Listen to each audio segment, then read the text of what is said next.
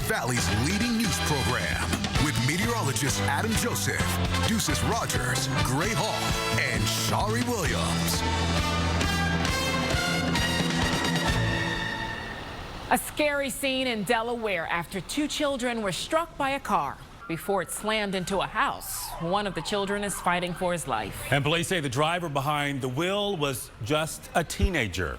Monday night, I'm Shari Williams alongside Gray Hall. The big story on Action News tonight is the investigation into the accident that sent two 11-year-old boys to the hospital. One of them is in critical condition tonight. Yeah, we know it all happened along the 2400 block of Falkland Road in Wilmington as those young boys were walking home from school. Action News reporter Brianna Gallagher now joins us live from the scene tonight with the latest. Brianna. Yeah, Gray, Shari, we're standing right in front of that intersection where the horrible scene unfolded. Neighbors tell us that people were quick to respond to help those kids. One even saw what happened. I saw from when the car came across the street and went over the concrete, and I saw him hit the one kid, and the kid went flying into the yard, and then he hit the corner of the guy's house, hit the front of his car, and then came to a stop in my friend's front yard. According to Newcastle County EMS, two 11-year-old boys were hit by a car Monday afternoon as they were walking home from school. I believe they were walking on the sidewalk. Marbrook Elementary School is just blocks away from the intersection of Falkland and Centerville roads where the boys were hit. I just saw two little boys walking. One was from one direction. I opened the door and I hear kids screaming or crying, and I went in my backyard and I could see the one sitting on the curb. So then that's when I came around and saw all the ambulance and all the police. Neighbors say this is a dangerous intersection with a lot of accidents. They drive very fast all of the time and going through this red light. Yeah, this is a bad intersection, Centerville and Falkland Road. And there's cars flying through the lights all the time. Well, we do come here frequently for accidents. Witnesses say after the 17-year-old driver hit the two kids, the maroon Hyundai Santa Fe didn't come to a stop until it crashed into a house, destroying a railing and leaving damage to the home. He had to be doing at least 60 or so, if not faster. He didn't pay attention at all to the kid, whether he knew he hit him or not, or, I can't really say for sure. It's just sad for the families and for the boy that was with the other boy, so I can't even imagine.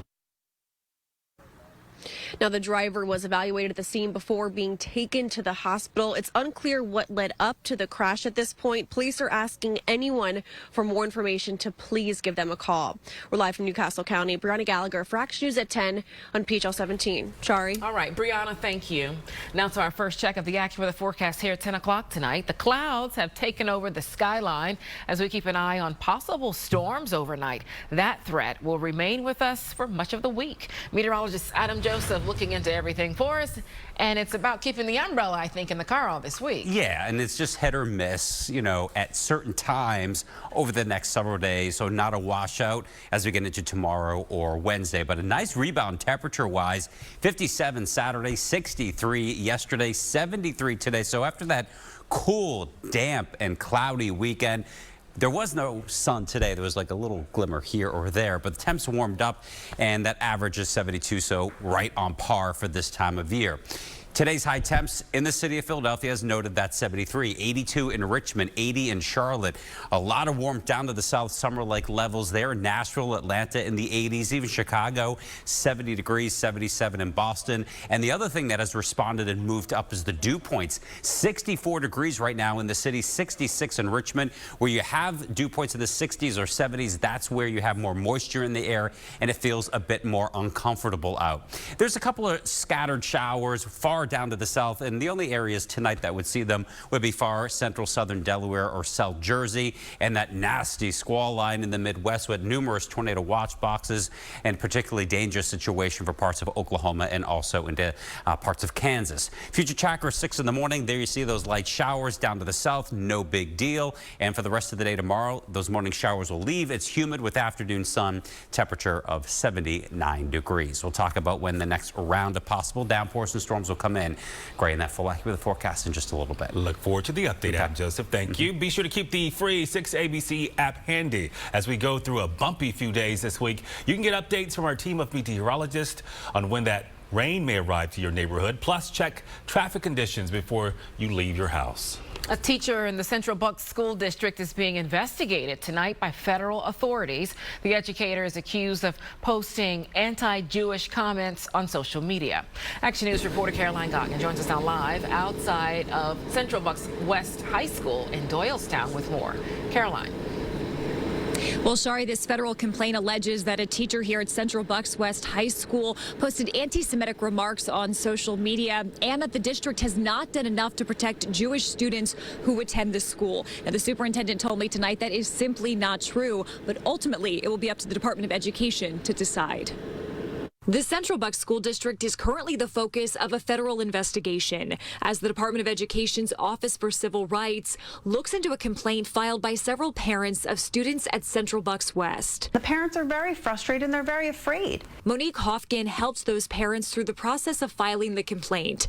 It alleges the district hasn't done enough to protect Jewish students at the high school. The main concern is with a Spanish teacher there, who also serves as the advisor of the Muslim Student Association. They were afraid that he was posting very anti-Semitic, very anti-Israel things, saying that Israel was leading a genocide, saying that Zionism equals Nazism. That really strikes a chord with everybody. Hofkin says the parents would like the teacher removed from the school out of fear he is fostering a culture of hate toward Jewish students. How can a Jewish student feel safe going to his classroom and learning Spanish, or even knowing that he's in the school? Jim Scanlon, the acting superintendent for the district, tells us there haven't been any issues at Central Bucks West. In fact, he says the Muslim and Jewish student groups there collaborated on Friday, as seen in this Instagram post. Scanlon issued a statement to Action News saying, "I don't believe we discriminated against any student groups. OCR is asking for information to determine if there was a Title VI violation. We are working to provide the necessary documents for OCR." And Scanlon tells me that the district has until June 7th to do so. From there, the Department of Education will ultimately decide if the district has done anything wrong. We are live in Doylestown tonight. I'm Caroline Goggin for Action News at 10 on PHL 17. Gray. We will continue to follow this one. Caroline, thanks for the update. Hopes for a truce between Israel and Hamas militants were short-lived today after a ceasefire deal was believed to have been reached. However, Israeli Prime Minister Benjamin Netanyahu rejecting that agreement, saying it was different than what was proposed. Israel has now started its ground attack on the southern Gaza town of Rafah. More talks are expected in Cairo in efforts to hopefully reach a ceasefire agreement. Protesters remain on the campus of the University of Pennsylvania tonight as they continue to demand an end to the war in Gaza and for the school to divest from companies with financial ties to Israel. Chopper 6 was overhead the campus earlier this evening. Penn's interim president, Larry Jameson, sent a letter today telling protesters that their encampment violates school policies. However, school officials believe that many of the demonstrators are not students. Disciplinary action is threatened against any student who is taking part in the protests. Police arrested two men in connection with the murder on the campus of Delaware State University. 20-year-old Destry Jones and 18-year-old Damian Henson, both facing murder and other charges in the She was an innocent bystander when she was shot in the head while visiting a friend on campus on April 21st. Investigators say Jones and Henson were involved in a fight with two other men just moments before those shots were fired. Neither the victim nor those suspects are students at Delaware State University. A South Jersey animal sanctuary is cleaning up the pieces tonight after a driver left thousands of dollars in damage there. Well, the vehicle crashed through a fence in Bridgeton last night. The driver was captured on video jumping over a gate. Action News reporter Leland Pender now with more. The homeowners tell me they believe the driver came off the main road and into the grass here. You see these tire tracks on the ground, and then drove right through their fence and between these two trees. We are Uncle Neil's home. We are a farmed animal sanctuary for rescued animals. It's a place where animals feel safe here in rural Cumberland County, New Jersey. We have about 80 residents. But owner Ryan Feldman couldn't protect them from an unexpected visitor Sunday night. The cement fell into the well, busted all of the pipes, and our well completely flooded. Monday morning, Feldman and her partner discovered the aftermath of a violent crash near the front of their 14-acre property the night before. These are pictures of the car, first upside down, how it landed, and then flipped right side up. We found bumper parts in the trees. We found headlights. His license plate flew off the car. Surveillance cameras didn't capture the crash, but they did capture this. A man jumping over their gate and falling to the ground. Feldman says the man and his family were back at the scene Monday morning. The man claimed he fell asleep. The crash went unreported for several hours overnight. I was in such shock and full of rage. I'm still angry, livid. He could have killed someone. He could have killed our animals. Action News was able to make contact with the man to get his side of the story, but he hung up after we identified ourselves and the reason for our call. Feldman and her partner have already had their fence repaired, but cleanup isn't over and will cost them thousands. I'm just happy that we're all okay, he's okay, that there were no casualties. And I did reach out to New Jersey State Police about this crash. They confirmed they are investigating, but right now they have not released any further information. As of right now, also no charges have been filed. In Bridgeton, New Jersey, Leland Pinder for Action News at 10 on PHL 17. Tonight, police along the Jersey Shore are trying to identify thieves who got away with hundreds of dollars worth of jewelry and handbags.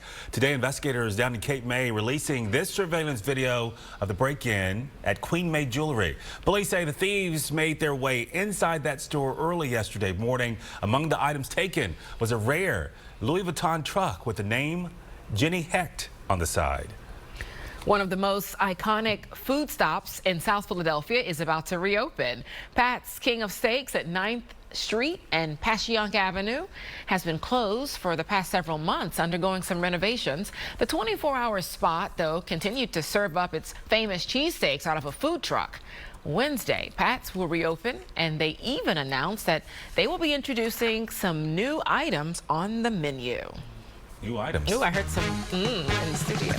Still to come tonight here on Action News, an American soldier behind bars in Russia. We have details on his arrest. Also ahead, a jury in Manhattan sees financial records in former President Donald Trump's hush money trial, and he receives a stern warning from the judge yet again. Plus, a camper carried away by strong flooding. Look at this as crews rescue those trapped by the high waters. Wow. Meteorologist Adam Joseph will be talking about our forecast and more of what we can expect this week from AccuWeather when we come back tonight.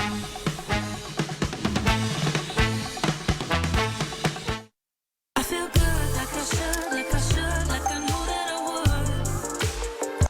The President of the United States